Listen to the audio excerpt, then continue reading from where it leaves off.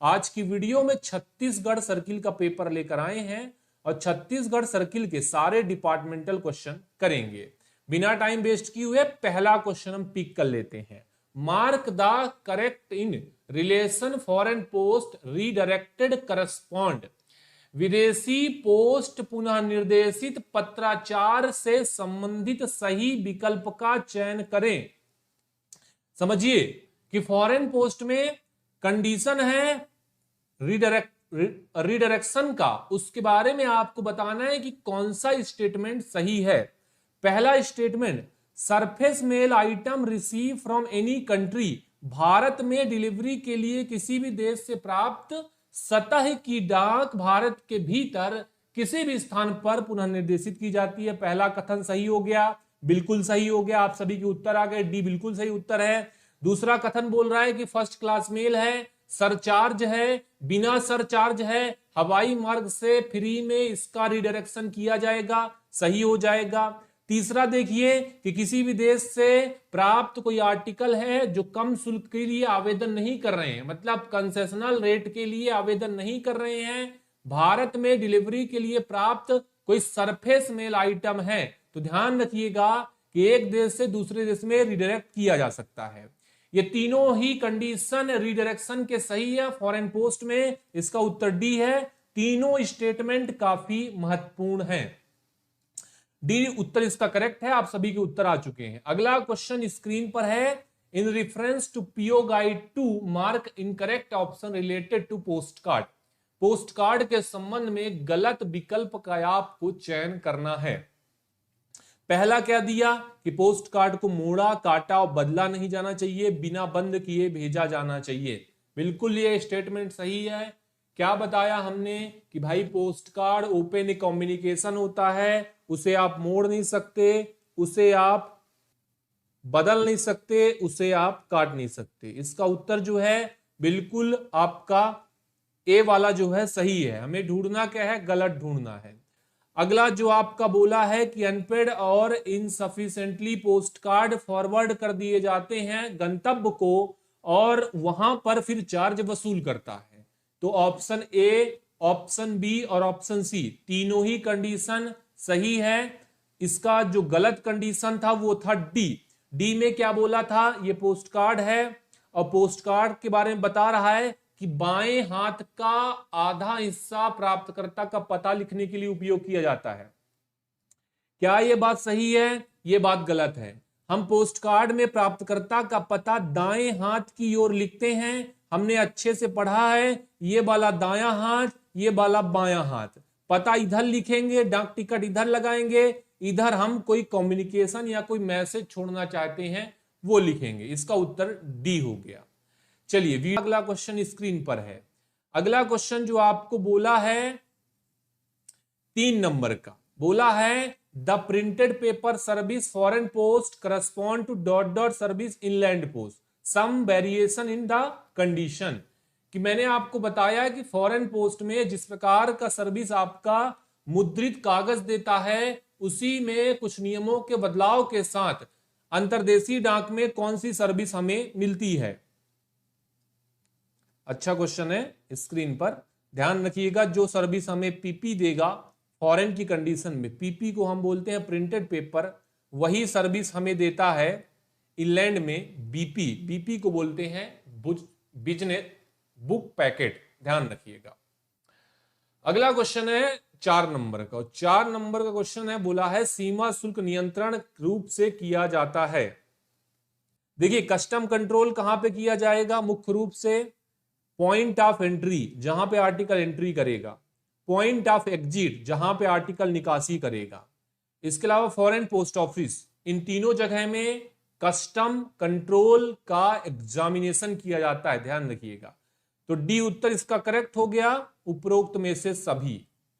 अगला question 5th number का है, complain about assessment custom duty deal with only by.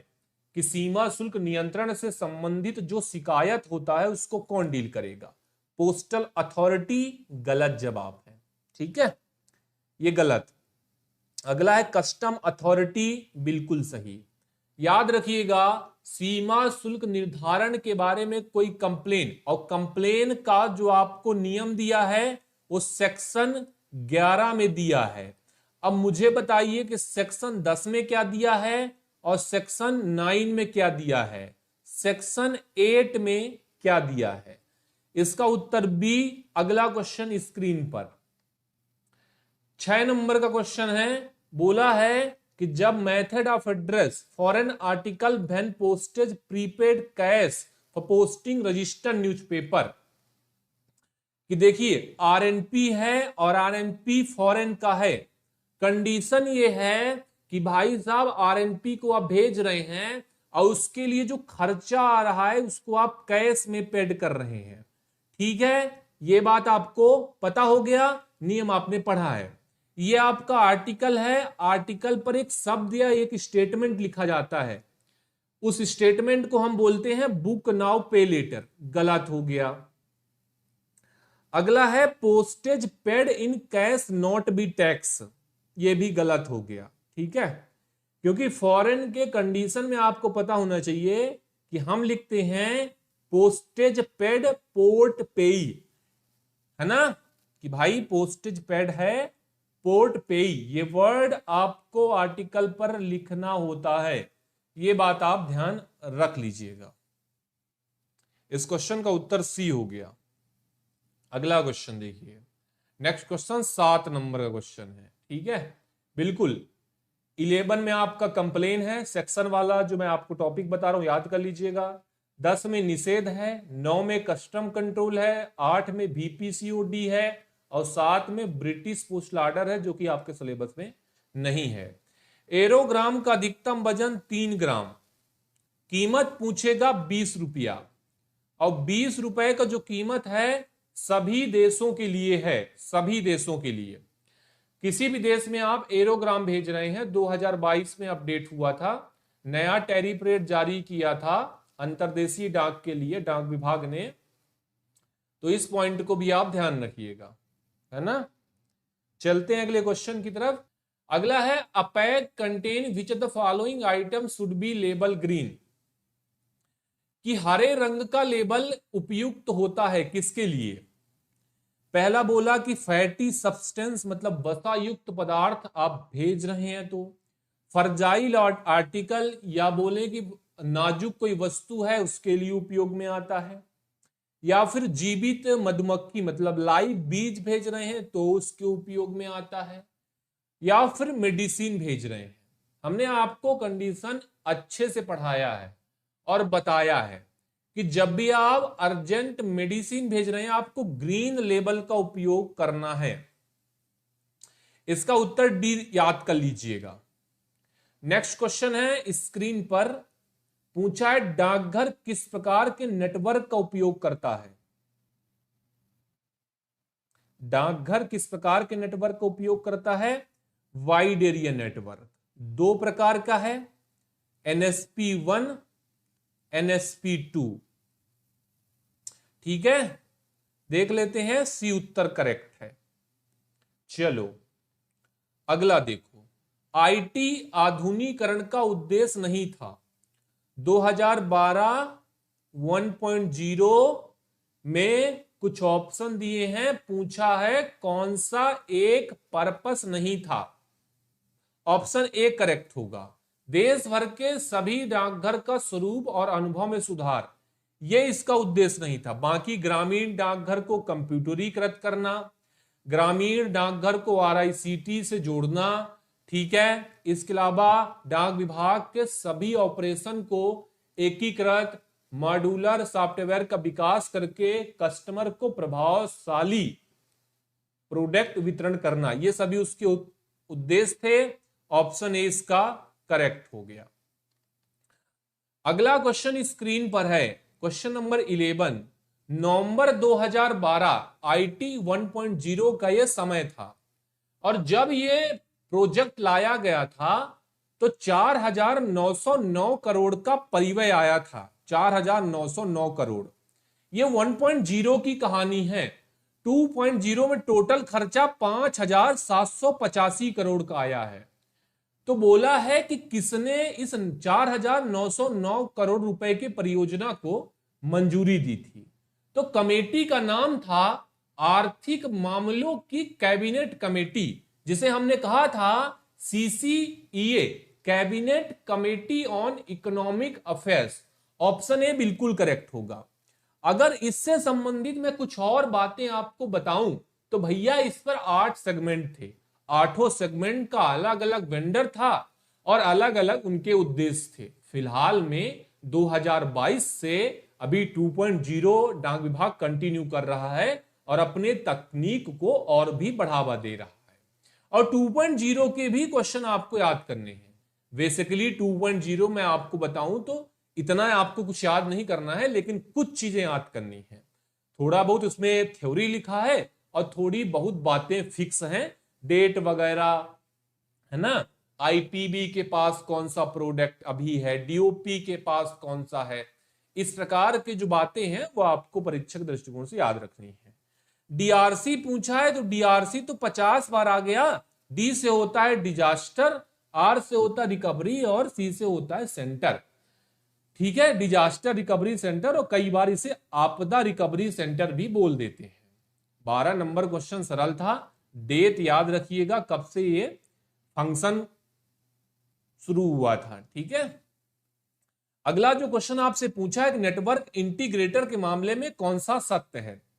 Network integrator के मामले में आपसे सत्य कथन पूछा है। देखिए, मेरी बात को अगर समझेंगे तो मैंने आपको अभी बताया कि टोटल जो है 2 प्रकार का नेटवर्क होता है। एक NSP1 होता है और दूसरा NSP2 होता है। ठीक है, तो ऑप्शन सी इसका करेक्ट है। बैन नेटवर्क डाकघर यूज करता है। अगला क्वेश्चन स्क्रीन पर है, सबसे इंपॉर्टेंट क्वेश्चन है और ध्यान रखिएगा, अभी आपको क्वेश्चन मिला है तो मैं आपको इससे संबंधित कुछ और चीजें बताऊंगा। IT आधुनिकीकरण परियोजना 2012 में डिफरेंट प्रकार के सेगमेंट थे। तो ध्यान देने वाली बात यह होगी कि भाई सबसे पहले कौन सा लागू किया गया था, सबसे पहले कौन सा सेगमेंट लागू किया गया था। देखिए, जब आपसे कभी पूछेगा कि सबसे पहले जो सेगमेंट टोटली रूप से इंप्लीमेंट हुआ है, यह शब्द आपको ध्यान रखना है, टोटली संपूर्ण रूप से इंप्लीमेंट हुआ है, वो सेगमेंट था डाटा सेंटर। ठीक है, क्या था, डाटा सेंटर। ये बात याद रखिएगा। कभी आपसे पूछेगा कि सबसे ज्यादा खर्चा किस सेगमेंट में आया था, तो आपको ध्यान रखना है कि उस सेगमेंट का नाम था CSI। पूछेगा कि सबसे कम खर्चा किस सेगमेंट में आया था, तो आपको ध्यान रखना है कि उसका नाम था CM। ठीक है, चलो अगला क्वेश्चन स्क्रीन पर है और 15 नंबर क्वेश्चन है और आपसे पूछा दर्पण का मतलब क्या होगा। ध्यान रखिएगा, दर्पण digital advancement rural post office for a new India, full form पूछा है और कई बार आ चुका। हिंदी में भी ध्यान रखिएगा, हिंदी वाला भी कभी पूछ सकता है ना, हिंदी वाले भी याद रखिएगा, कई बार हिंदी वाला भी कंफ्यूजन क्रिएट कर देता है। DPMS, भाई DPMS क्या है, डिलीवरी पोस्टमैन मैनेजमेंट सिस्टम, किसके अंतर्गत आता है, CSI के अंतर्गत आता है। ठीक है, CSI के अंतर्गत आता है। अगला देखिए, each departmental post office is called SOL। SOL का मतलब होता है सर्विस आउटलेट, और सर्विस आउटलेट जो होता है वो किससे संबंधित है। आपसे बोला CSI से संबंधित है या फिर फिनेकल से संबंधित है, CSI और फिनेकल दोनों से संबंधित है ये, या फिर केवल ये किसी संबंधित ही नहीं है। ठीक है, याद रखिएगा सोल ID, प्रत्येक डाकघर की सोल ID होती है और सोल ID जो है वो फिनेकल से संबंधित होती है। अगला क्वेश्चन 18 नंबर का, इंडिया पोस्ट का टोल फ्री नंबर जो है वो क्या है। देखिए 2-3 बातें बता दूं, ट्विटर का आईडी, फेसबुक का आईडी, इंस्टा का आईडी, कू का आईडी, ये सभी आपको याद होने चाहिए। आईपीबी के कुछ नंबर, साथ ही साथ आपको toll free number India post का जो है 180026666868। एक आपका नंबर होता है, ये तो स्पेशली किसी भी पॉइंट से संबंधित आप क्वेरी करना चाहते हैं तो इस पे कर सकते हैं। एक और आपका नंबर होता है 180042522040, ठीक है। ये भी नंबर होता है जिस पर आप एटीएम या फिर SMS, internet banking, mobile banking संबंधित पूछताछ करेंगे। 180042522440, ठीक है, इसको भी याद कर लेना। अगला जो क्वेश्चन आपसे पूछा है वो 19 नंबर का है, और ये क्वेश्चन आपसे सवाल कर रहा है कि बताइए इनमें से कौन सा प्रथम श्रेणी का मेल में डिफरेंट है। देखिए प्रथम श्रेणी मेल तो अच्छे समझा दिया ना मैंने, अब बताइए आईएलसी, बिल्कुल भाई ये प्रथम श्रेणी के अंतर्गत ही आता है, इसीलिए इसको हम लगा देते हैं एफ। पत्रिकाएं सेकंड क्लास, ये फर्स्ट क्लास, ये first class, option B correct है। स्पीड पोस्ट जो है वो कितने कैरेक्टर, कितने अक्षर लेके चलता है, मतलब उस पर कितने अक्षर होते हैं, जो उसका बारकोड होता है, आपने देखा होगा ऐसे करके होता है ना, ई यम, फिर कुछ नंबर होते हैं, फिर कुछ लास्ट में आईएन होता है, आईएन का मतलब इंडिया रहता है, ठीक है।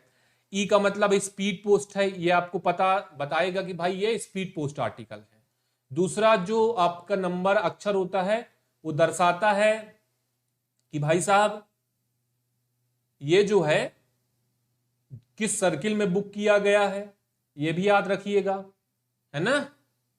अगला देखिएगा, इसका डी ऑप्शन करेक्ट है, इसका डी ऑप्शन करेक्ट है। अगला देखिएगा, शानदार क्वेश्चन है भाई, शानदार, अच्छा क्वेश्चन।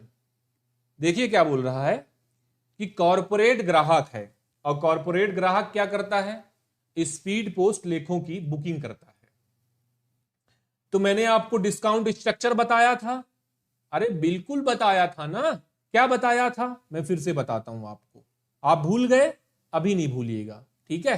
क्या बताया था, 50,000 से लेकर 5 लाख 10% डिस्काउंट, 5 लाख से लेकर 25 लाख 15%, 25 लाख से 1 करोड़ 20%, 1 करोड़ से 5 करोड़ 25%, 5 करोड़ से ऊपर 30%। क्या कहानी है, कहानी है कि कोई भी कॉरपोरेट ग्राहक 6 लाख का बिजनेस दे रहा है, कैसे लगाएंगे भाई, 6 लाख 5 लाख और 25 लाख के बीच में आया, कितना डिस्काउंट, 15%। अरे 6 लाख का 15% निकालिए, कितना होगा, आपका हो जाएगा 15 छक्का 90, ठीक है, 90,000। बात सही है, बिल्कुल सही है, बात सभी को समझ में आ गई, बिल्कुल आ गई, अच्छा क्वेश्चन था। अगला क्वेश्चन 22 है, और 22 में आपसे पूछा है कि 200 एसडीआर वाला कोई आर्टिकल है। एसडीआर क्या होता है, जैसे आपका करेंसी इंडियन में है आईएनआर, उसी प्रकार का एक करेंसी है एसडीआर, स्पेशल ड्राइंग राइट, ठीक है। बस इतना समझ लीजिए, इसके अलावा आपको कुछ समझने की ज्यादा जरूरत नहीं है, क्योंकि इससे संबंधित इतना ही पूछा जाता है आपकी परीक्षा में। तो आपको बोला कि 200 एसडीआर का मूल्य का कोई आर्टिकल है, आर्टिकल नहीं बोला, स्पीड पोस्ट बोल दिया सीधे, है ना। तो बोला है कि किस प्रकार का कस्टम शुल्क उपयोग किया जाएगा, कस्टम शुल्क फार्म। तो क्या कहानी, 2 कहानी, कौन कौन सी, पहली कहानी सुनिएगा, क्या कहानी है, पहली कहानी सुनिएगा कि जब वैल्यू 300 या 300 से कम का होगा, मेरी बात समझिएगा थोड़ा सा, 300 या 300 से कम का होगा, 2 पॉइंट लिख दिया मैंने। तो कौन सा फार्म, अरे CN 22 फार्म। जब 300 से ज्यादा का होगा, और 300 से ज्यादा का मतलब होता है 301 या उससे और ज्यादा, 5, 10, 20, 500, तब आपको उपयोग करना है CN23 फार्म। तो इसका उत्तर बी, सभी का उत्तर, सूरज ठाकुर का उत्तर, जोगेंद्र सिंह का उत्तर। अगला क्वेश्चन स्क्रीन पर है। स्पीड पोस्ट में पीओडी, जैसे आप रजिस्टर्ड में एडी, वैसे स्पीड पोस्ट में पीओडी। ठीक है, तो एडी का चार्ज 3 रुपया, तो पीओडी का चार्ज बता दीजिए। अब पीओडी केवल स्पीड पोस्ट में लगाएंगे तो कहानी इंपॉर्टेंट है ना। देखिए ये अच्छा क्वेश्चन है, कई बार सर्किल गलत क्वेश्चन पूछता है। मैंने ये एनालिसिस किया है कि सर्किल गलत क्वेश्चन पूछता है। कैसे गलत पूछता है कि भैया जब पीओडी चार्ज पूछता है तो आपको ऑप्शन में दोनों प्रकार की चीजें देता है। जैसे इस क्वेश्चन में इन्होंने पूछना चाहिए था कि पीओडी चार्ज बताइए जीएसटी सहित। ठीक है, हालांकि इसमें बी ऑप्शन में दे दिया है, पर पूछता कि जीएसटी सहित। हमेशा आपको बताना है कि 10 प्लस जीएसटी। ठीक है, ऑप्शन जो आपका डी था वो करेक्ट हो जाएगा। अगला क्वेश्चन 24 नंबर क्वेश्चन है। बीपी का मैक्सिमम आपसे वेट पूछा है। बीपी का मैक्सिमम वेट पूछा है, इसका डी उत्तर करेक्ट है।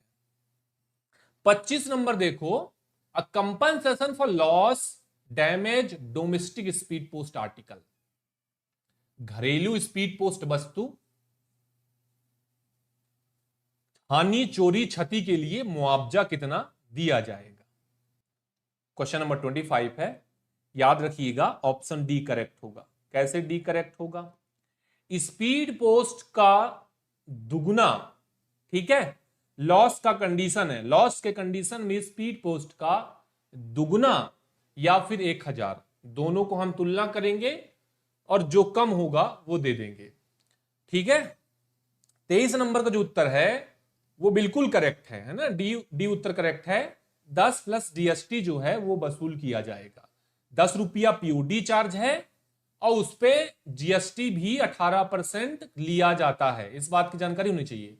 मैं आपसे ये बोल रहा था कि जो क्वेश्चन पूछा जाता है वो पूछा जाना चाहिए कि जीएसटी सहित बताइए या बिना जीएसटी के बताइए। चलो अगला 26 नंबर का है। 26 नंबर में पूछा है जो सीओडी का राशि हम प्राप्तकर्ता से वसूल करते हैं उसको हम किस माध्यम से प्रेषक तक पहुंचाते हैं, बताइए। मैंने आपको बताया था ई पेमेंट इज राइट, किसके माध्यम से? ई पेमेंट के माध्यम से। चलो ईएमओ नहीं होगा, गणेश झारिया, याद रखिएगा गणेश जी कि जो VPMO का पैसा होता है, VP जो आता है आपके पास, उसका पैसा हम ईएमओ के माध्यम से, और सीओडी का जो पैसा होता है उसका पैसा हम ई पेमेंट के माध्यम से। ये दोनों बातें अलग अलग हैं और दोनों में आपको प्राप्तकर्ता से पैसा ही वसूल करना है, लेकिन एक का पैसा ईएमओ के माध्यम से और दूसरा का पैसा जाएगा ई पेमेंट के माध्यम से। क्या है, आपको बात समझ में आई गणेश जी? बिल्कुल। अगला क्वेश्चन 27 नंबर का बोला मैक्सिमम घरेलू स्पीड पोस्ट आर्टिकल का बीमा का सीमा कितना? 1 लाख। कोई भी ऑब्जेक्ट है, कोई भी कंटेंट है, 1 लाख बीमा। सोना, चांदी, इसके अलावा प्रेसियस स्टोन, कोई भी ऑब्जेक्ट है इसके अलावा 1 लाख तक का। ठीक है, 1 लाख तक का यसो में और यचो में। कौन सा लगा दूं मैं, आप बताइए? डी लगा देता हूं। ठीक है, डी लगा देता हूं। चलूं, कैश 20,000 है, इंदिमा कुमारी। अगला है 28 नंबर का और बोला पार्सल के लिए डाक शुल्क और टैरिफ शुल्क निर्धारित किया जाता है। अच्छा क्वेश्चन है भाई साहब, इंपॉर्टेंट क्वेश्चन है। बोला है पार्सल जब आप भेजते हैं तो डाक शुल्क या टैरिफ जो है, तो मैं 28 नंबर क्वेश्चन की ओर देख रहा हूं और इंपॉर्टेंट क्वेश्चन है, यूनिक क्वेश्चन है। ध्यान रखिएगा कि जब आपसे पार्सल पूछेगा तो ऑप्शन डी में जो बातें आपको बताई है कि ग्रॉस वेट या फिर volumetric weight, whichever is more, दोनों का तुलना किया जाता है। कैसे किया जाता है कि कुल वजन या वॉल्यूमेट्रिक वजन, जो पार्सल की लंबाई, चौड़ाई और इसके बाद जो गहराई है, तीनों का मेजरमेंट किया जाएगा और उसके हिसाब से वजन निकाला जाएगा और चार्ज फिर वसूल किया जाएगा। ध्यान रखिएगा, इंपॉर्टेंट बात है, इसका उत्तर डी करेक्ट हो जाएगा, है ना।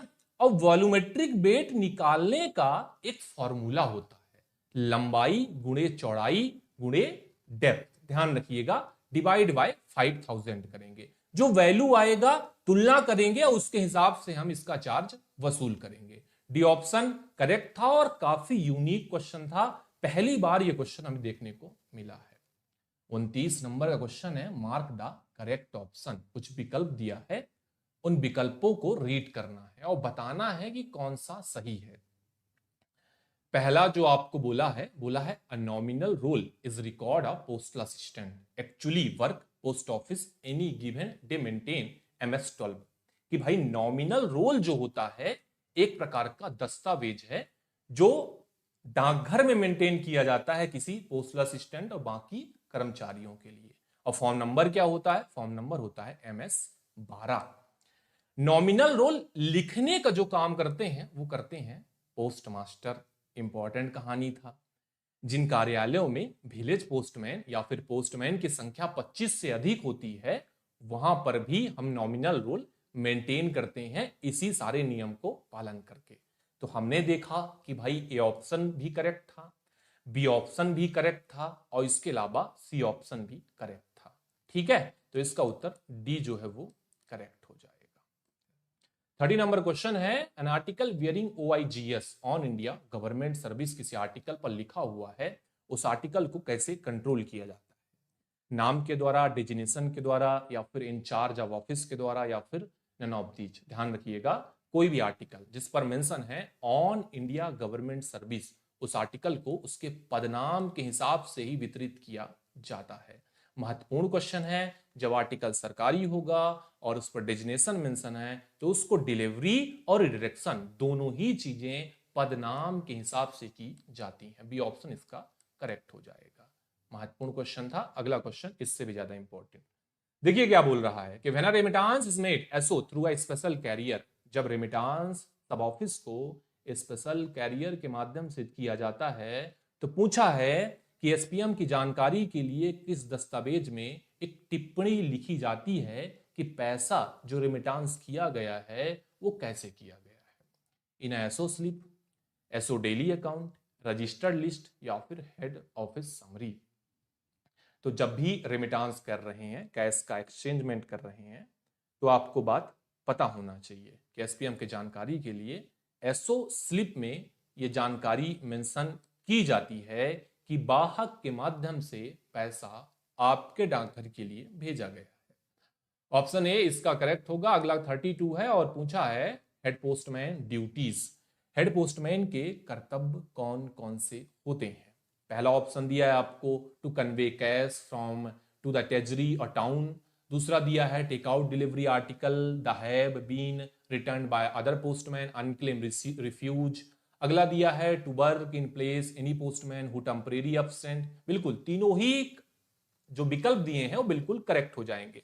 क्या नियम पढ़ा कि कोषागार मतलब ट्रेजरी से पैसा लाना और ले जाना। दूसरा क्या कि कोई अन्य पोस्टमैन है जिसने आर्टिकल को लावारिस या अनडिलीवर्ड के रूप में लौटा दिया है, उसको डिलीवरी के लिए ले जाना, या फिर कोई पोस्टमैन नहीं है उसकी जगह पर कार्य करना। ये तीनों किसी हेड पोस्टमैन के ड्यूटी के अंतर्गत आते हैं। ऑप्शन डी इसका करेक्ट हो जाएगा। नेक्स्ट क्वेश्चन को पिक करते हैं। What is the SB claim sanction limit for HSG to SPM? Claim with legal evidence, कि लीगल एविडेंस के साथ HSG2 का SPM है, कोई डेथ क्लेम है, मंजूरी की सीमा क्या है? 50,000, 1 लाख, कोई लिमिट नहीं है, या फिर 5 लाख। देखिए जब लीगल एविडेंस की कहानी आती है तो ये मैं आपको जो चार्ट दिखा रहा हूं इसको थोड़ा ध्यान से समझ लीजिएगा कि अगर नॉमिनेशन उस खाते पर एग्जिट है तो कोई लिमिट नहीं है भाई, सभी के लिए कोई अथॉरिटी, एसपीएम है, एचएसडी एसपीएम है, या फिर फर्स्ट क्लास पोस्ट मास्टर है, किसी के लिए कोई लिमिट नहीं है। लेकिन जब दूसरा कंडीशन होता है लीगल एविडेंस का, लीगल एविडेंस में एलएसजी एसपीएम 50,000 तक, एचएसडी एसपीएम कोई लिमिट नहीं है, senior post master, first class post master कोई लिमिट नहीं है। याद कर लीजिएगा, जब ना तो उस खाते पर कोई नॉमिनेशन है, ना तो उस खाते पर कोई लीगल एविडेंस है, तो एसपीएम एलएसजी के लिए 50,000 का लिमिट रिवाइज किया गया है, महत्वपूर्ण है। अगर कोई एचएसडी एसपीएम है तो 1 लाख का लिमिट, कोई सीनियर पोस्ट मास्टर है, डिप्टी चीफ पोस्ट मास्टर है तो 5 लाख का लिमिट। ये लिमिट काफी इंपॉर्टेंट है और 1 से 2 क्वेश्चन आपके परीक्षा में बार बार पूछा जाता है। इसका उत्तर आपका सी था। अगला क्वेश्चन को हम पिक करेंगे। 34 नंबर का क्वेश्चन है। अब बोला है operation AMPC which perform as the point where mail are receive and machinable article separate into machinable and non machinable is called, कि वह प्रक्रिया एएमपीसी मतलब ऑटोमेटिक मेल प्रोसेसिंग सेंटर में वह प्रक्रिया जहां पर हम आर्टिकल को मशीनी योग्य और गैर मशीनी योग्य में बदल देते हैं, उस प्रक्रिया को हम क्या कहते हैं? हैंडिंग, कलिंग, सॉर्टिंग या रजिस्टरिंग। ऑप्शन बी बिल्कुल करेक्ट होगा। इस प्रक्रिया को जिस पर हम कि भाई आर्टिकल मशीन में जाएगा और आर्टिकल मशीन में नहीं जाएगा, उस प्रक्रिया को बोला जाता है कलिंग। याद रखिएगा, महत्वपूर्ण क्वेश्चन है। अगला क्वेश्चन, मेल ऑफिस में redirect any article, intercept, deliver any article to the addressee. कि मैंने आपको एक कहानी बताई थी। कहानी ऐसी थी कि भाई साहब आर्टिकल यदि संचरण की अवस्था में होता है तो उसे कोई ना रोक सकता है ना तो रीडायरेक्ट कर सकता है। किसके अनुमति के साथ ये प्रक्रिया की जा सकती है? केवल 2 अथॉरिटी को छोड़कर। यदि इसके लिए डीजी पोस्ट रिक्वेस्ट करते हैं या फिर हेड ऑफ सर्किल इसके लिए बोलते हैं, तभी यह प्रक्रिया हो सकती है। इसके अलावा यह प्रक्रिया किसी भी अथॉरिटी के पास नहीं है। ध्यान रखिएगा, सी ऑप्शन इसका करेक्ट हो जाएगा। अगला क्वेश्चन सबसे इंपॉर्टेंट क्वेश्चन, अच्छा क्वेश्चन है, कम बार पूछा गया है, फिर से पूछा जाएगा। In case of transfer of bag one set mail office to another, कि डाक कार्यालय के एक सेट से दूसरे सेट में बैगों का स्थानांतरण, जो मेल सूची होती है उसको हम किस प्रकार से दर्शाएंगे? इंपॉर्टेंट क्वेश्चन है। In case of transfer of bag one set mail office to another will be indicate accompanying mail list as L bag, M bag, A bag या फिर सी बैग। ध्यान रखिएगा कि एक सेट से दूसरे सेट में जब बैगों का स्थानांतरण किया जाता है तो उसको हम यल बैग के रूप में संबोधित करते हैं। ठीक है, ध्यान रखिएगा। अगला क्वेश्चन 37 नंबर का बोला है concession free redirection first class mail whether surcharge और नॉन सरचार्ज। विदेशों से प्राप्त जो प्रथम श्रेणी के आर्टिकल होते हैं, चाहे उस पर पैसा पेड है चाहे पैसा पेड नहीं है, उसको फ्री में रिडायरेक्शन करना है तो कौन से आर्टिकल पर यह प्रक्रिया लागू होती है? प्रिंटेड पेपर पर लागू होती है, न्यूज़पेपर पर लागू होती है, स्मॉल पैकेट पर या एरोग्राम पर। क्या बताया था मैंने कि जो प्रथम श्रेणी के आर्टिकल होते हैं केवल उन पर लागू होती है। डी ऑप्शन इसका करेक्ट हो जाएगा। फटाफट से करते हैं। अगला क्वेश्चन है कि कोई विदेशों से प्राप्त पत्राचार के आर्टिकल हैं जो अनपेड है या फिर इनसफिशिएंटली पेड है, हम कौन सा स्टाम्प उस पर लगाएंगे? क्या लिखा है, मैं पढ़ देता हूं एक बार क्वेश्चन को, अगर आपको समझ में नहीं आया तो। विदेशों से प्राप्त पत्राचार के अवैतनिक या अपर्याप्त भुगतान वाले आर्टिकल केवल विनिमय कार्यालय में चिन्हित किया जाएगा। आमतौर पर किस स्टाम्प की छाप मूल देश से प्राप्त किए जाएंगे? T stamp, you stamp, H stamp या बाई स्टाम्प। आर्टिकल अनपेड है, इनसफिशिएंटली पेड है, आपको ध्यान रखना है कि उस पर टी स्टाम्प का मोहर लगाया जाता है। ऑप्शन ए करेक्ट है। अगला क्वेश्चन है franking machine licence is issued by. Franking machine भी किराए पर लेना है, कोई भी फर्म है, कंपनी है, कोई सरकारी संस्थान है। सरकारी संस्थान के मामले में कंडीशन अलग हो जाता है, मुझे कमेंट करके बताइएगा। लेकिन कोई प्राइवेट फर्म है, कोई इंडिविजुअल है, वो फ्रैंकिंग मशीन किराए पर लेना चाहता है तो उसको आवेदन कहां पर करना पड़ेगा? हेड ऑफ डिवीजन के पास करना पड़ेगा। फ्रैंकिंग मशीन के बहुत सारे कंडीशन है, कितना साल इसका वैलिडिटी होता है, कितना इसका किराया लगता है, कौन कौन से टर्म एंड कंडीशन है, सब कुछ आपको मैंने मास्टर वीडियो में बताया है। इसका उत्तर आपका बी करेक्ट हो जाएगा। 40 नंबर क्वेश्चन देखते हैं। Using payment of postage fee with intent cause loss central government stamp has already been use any other purpose is an offence under, कि केंद्र सरकार को नुकसान पहुंचाने के उद्देश्य से डाक शुल्क के भुगतान के लिए किसी ऐसे स्टाम्प का उपयोग किया जा रहा है जो पहले किसी अन्य उद्देश्य के लिए उपयोग में लाया गया था, इसको अपराध माना जाता है। Indian post office act 1898, PO guide 1, Indian penal code, the code criminal procedure 1973। याद रखिएगा कि कंडीशन बता रहा हूं कि जो डाक टिकट पहले उपयोग में आया, बाद में उसको आप फिर से मिसयूज कर रहे हैं, तो भारतीय दंड संहिता के तहत इसे अपराध की श्रेणी में रखा जाता है। ऑप्शन सी इसका करेक्ट हो जाएगा और इसके लिए आपको सजा भी मिल सकती है। 41 नंबर का क्वेश्चन है। Every letter packet parcel has to be stamp with date stamp at least dot dot post offices, कि प्रत्येक पैकेट पार्सल पर डॉट डॉट डाकघरों की तारीख मोहर लगी होती है। तो बहुत इजी क्वेश्चन है, बार बार पूछा गया भाई साहब, कम से कम 2 डाकघरों का तारीख मोहर किसी आर्टिकल पर लगना चाहिए। ऑप्शन सी इसका करेक्ट हो गया है। बार बार ये क्वेश्चन रिपीट होता है, बार बार क्वेश्चन पूछा जाता है। अगर मेहनत अच्छा लग रहा होगा तो वीडियो को एक लाइक जरूर करिएगा। जो भी नए लोग जुड़े होंगे कृपया सेशन को शेयर कर दीजिएगा। अगला क्वेश्चन, निम्नलिखित में से कौन सा सही है? कुछ आपको विकल्प दिए हैं, बोलना है कौन सा सही है, सही को आपको ढूंढना है। देख लेते हैं। पहला आपका विकल्प कि आप भेज रहे हैं प्रेशियस स्टोन, ज्वेलरी भेज रहे हैं, गोल्ड भेज रहे हैं, सिल्वर भेज रहे हैं, बीमा करवाना पड़ेगा। कॉइन भेज रहे हैं, करेंसी भेज रहे हैं, बैंक नोट भेज रहे हैं, बीमा करवाना पड़ेगा। इसके अलावा कोई मशीन फ्रैंक आर्टिकल है, उसे आप लेटर बॉक्स में नहीं पोस्ट कर सकते। क्या ढूंढना था? ढूंढना था कौन सा सही, कौन सा सही, ए भी सही, बी भी सही, सी भी सही। उत्तर नंबर डी करेक्ट होगा। तीनों स्टेटमेंट महत्वपूर्ण है और तीनों स्टेटमेंट को हमने पहले भी कई बार किया हुआ है। अगला क्वेश्चन है, parcel weighing above dot dot kilogram weight will be deliver only at a post office window. पूछा यह है कि डॉट डॉट किलोग्राम से अधिक वजन का कोई पार्सल है केवल डाकघर की खिड़की पर वितरण किया जाता है अगर 10 किलो से अबव का होता है। क्या होता है? उसके लिए प्राप्तकर्ता को इंटीमेशन जारी करते हैं और रिक्वेस्ट करते हैं कि डाकघर में आके अपने पार्सल आप कलेक्ट करें। तो कौन सा उत्तर? उत्तर बी करेक्ट होगा। चलिए अगला क्वेश्चन देखिएगा। 44 नंबर का क्वेश्चन है। Article address to officer other rank defence service formation which postage due, कि आर्टिकल जो रक्षा सेवा इकाइयों के अधिकारियों या उनको संबोधित है। तो बोला यह है कि उस पर यदि कोई चार्ज ड्यू है तो आर्टिकल के साथ क्या कार्यवाही की जाएगी। पहला क्या बोला? कि वितरित किया जाएगा और संबंधित अधिकारी से इसकी वसूली की जाएगी। दूसरा बोला रिटर्न सेंडर की अवितरणीय रूप में इसे प्रेषक को वापस कर दिया जाएगा। सी नंबर का बोला है कि ऐसे लेखों को किसी भी डाकघर में बुक करने की अनुमति नहीं दी जाएगी। या फिर डी बोला है नन ऑफ द अबव। इसमें आपका बी उत्तर करेक्ट होगा। ध्यान रखिएगा, इसे अवितरणीय रूप में आरटीएस कर दिया जाएगा।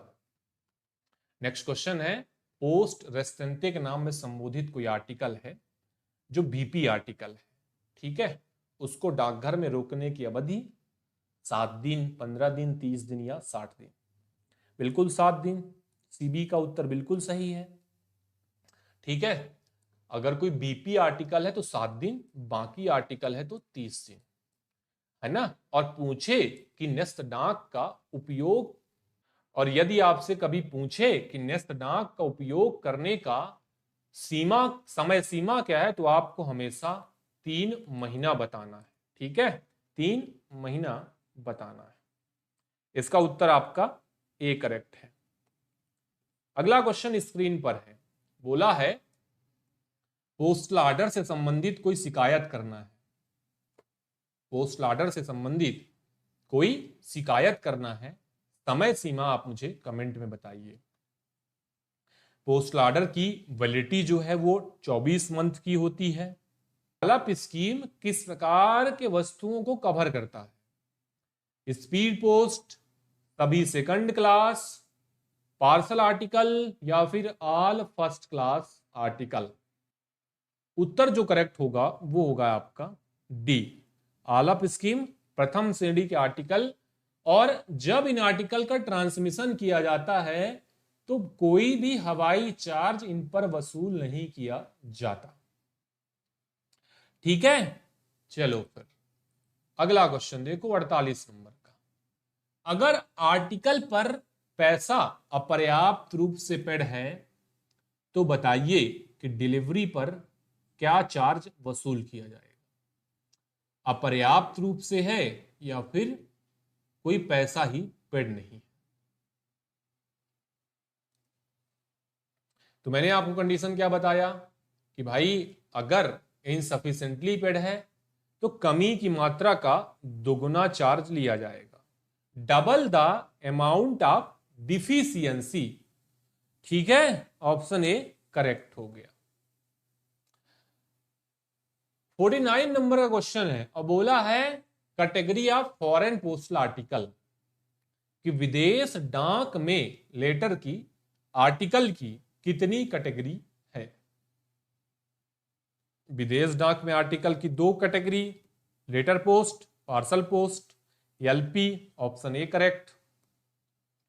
अगला क्वेश्चन, भारत किस वर्ष एशियन पैसिफिक पोस्टल यूनियन में शामिल हुआ था? ऑप्शन डी इसका करेक्ट हो जाएगा, 1973। उम्मीद करता हूं कि सारे क्वेश्चन आपको समझ में आए हैं। जुड़ने के लिए आप सभी का धन्यवाद। गुड नाइट, शुभ रात्रि, टेक केयर।